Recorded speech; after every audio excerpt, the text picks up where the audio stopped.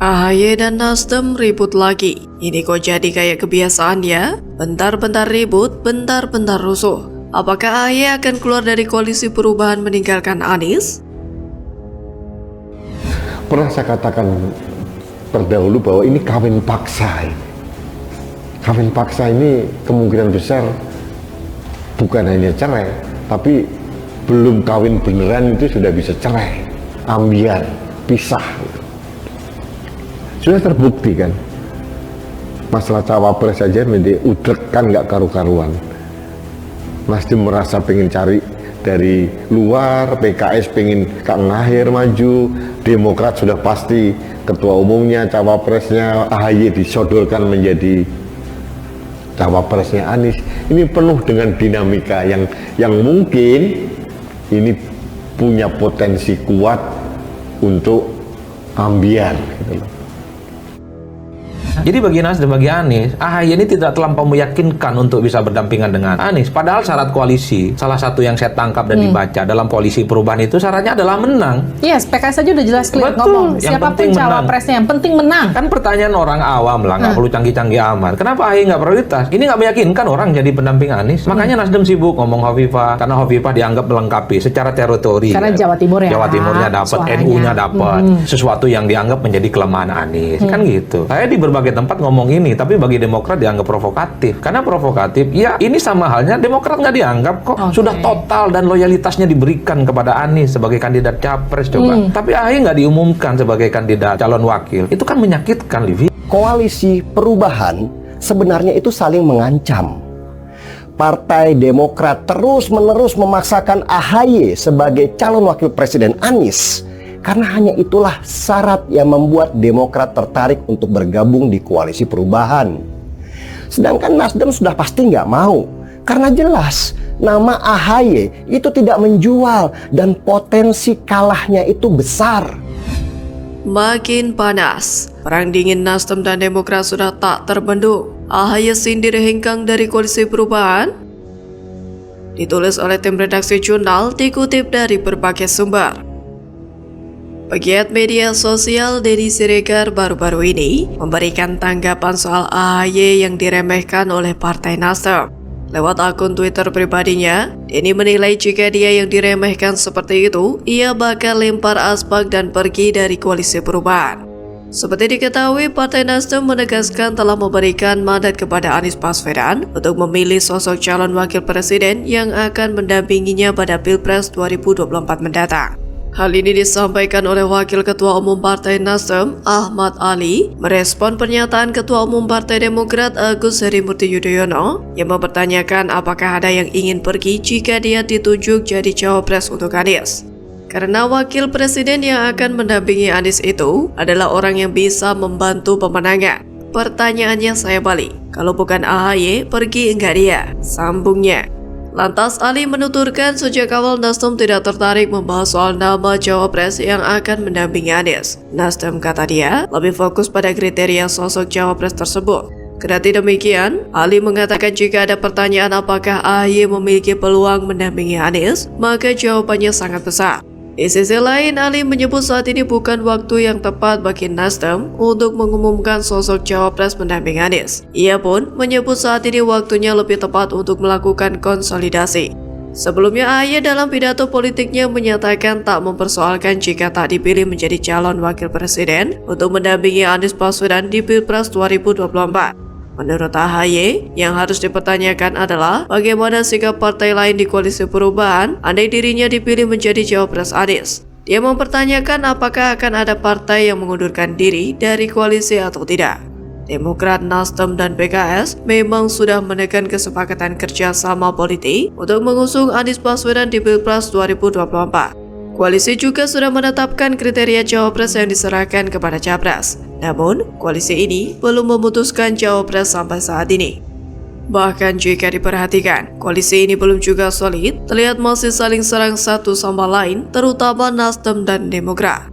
Koalisi begini bagusan bubar aja lah, ketimbang bikin malu publik. Demi satu nama cawapres, semuanya ngotot dan memamerkan nafsu mereka. Argumen ini sudah terlalu sering diumbar ke publik, seolah itu hal yang membanggakan padahal malu-maluin dan bikin mual.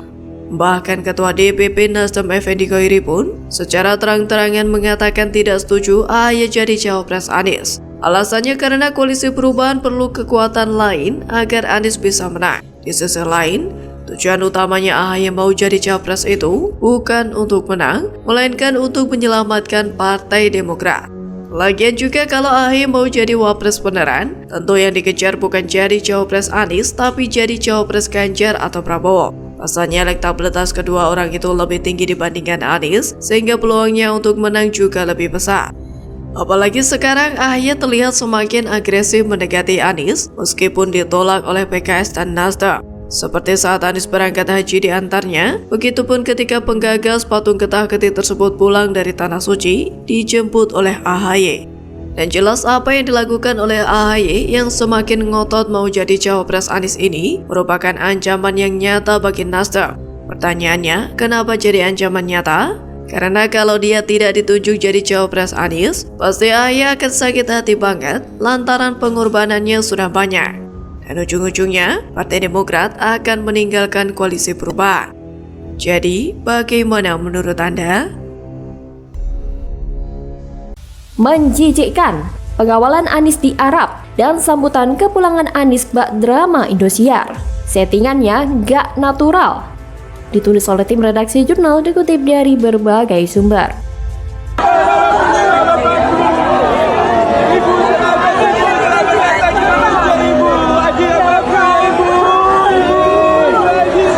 Kalian, timnya Pak Anies ini membuat glorifikasi yang memalukan dan justru merendahkan martabat dari seorang Anies Baswedan sendiri. Saya sekali lagi tidak yakin ini niat asli dari seorang Anies Baswedan, tapi saya mempunyai keyakinan ini dilakukan oleh tim-timnya Pak Anies yang ingin mengglorifikasikan tokoh Anies Baswedan. Ternyata malah memalukan, justru mendegradasi. Bakal calon presiden atau baca pres Koalisi Perubahan untuk Persatuan Anies Baswedan dikawal ketat saat di sela-sela kegiatan ibadah haji di Arab Saudi. Dilihat dari detik.com, pada Minggu 9 Juli 2023, viral video Anies sedang dikawal ketat di Tanah Suci. Anies berjalan sambil didampingi sejumlah pengawal yang saling bergandengan mengelilingi Anies. Terlihat ada 5 pengawal, sebagian pengawal mengenakan gamis putih dan sorban, sedangkan lainnya berseragam loreng dengan baret merah. Melihat perlakuan pihak keamanan Arab Saudi kepada Anies, publik pun langsung memberikan tanggapan. Banyak yang menilai bahwa itu hanya drama yang sengaja dibuat-buat oleh Anies dan pendukungnya yang ada di sana. Yang seolah-olah Anies ini orang penting dan perlu diberikan keamanan ekstra ketat, padahal dia hanya mantan gubernur yang gak bisa kerja. Bahkan drama itu dibawa sampai ke Jakarta, atau lebih tepatnya di Bandara Internasional Soekarno-Hatta. Ketika Anies tiba dari ibadah haji, Anies langsung disambut pendukungnya, yang entah itu bayaran atau tidak, karena para pendukung Anies seperti disetting untuk menyambut Anies secara berlebihan. Berteriak saat Anies datang dan juga mencium tangan Anies bolak-balik seperti seorang ulama. Sebenarnya sudah bukan rahasia lagi kalau Anies memang suka pencitraan, memaksa dirinya pencitraan. Dengan dikawal begitu, seolah-olah dia juga orang yang paling istimewa dari Indonesia. Tidak ada untungnya bagi rakyat Indonesia ketika melihat Anies dikawal aparat baret merah Saudi itu. Dan sebagian besar warga Indonesia juga tidak akan khawatir jika Anies tidak mendapatkan pengawalan. Dibiarkan saja Anies akan tetap aman. Para cebong tidak akan peduli juga kalau melihat Anies. Para cebong tidak akan melakukan persekusi.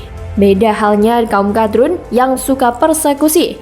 Jadi amanlah Pak Anies meskipun tidak dikawal tentara Arab itu. Kalaupun misalnya terjadi apa-apa, bangsa Indonesia tidak akan rugi besar. Beda halnya kalau Anies ini orang penting di negeri ini dan punya prestasi kayak Pak Jokowi, maka pastilah banyak rakyat yang mencintainya. Tetapi selama Anies menjadi gubernur DKI, selama itu pula tidak ada prestasi yang bisa dibanggakan.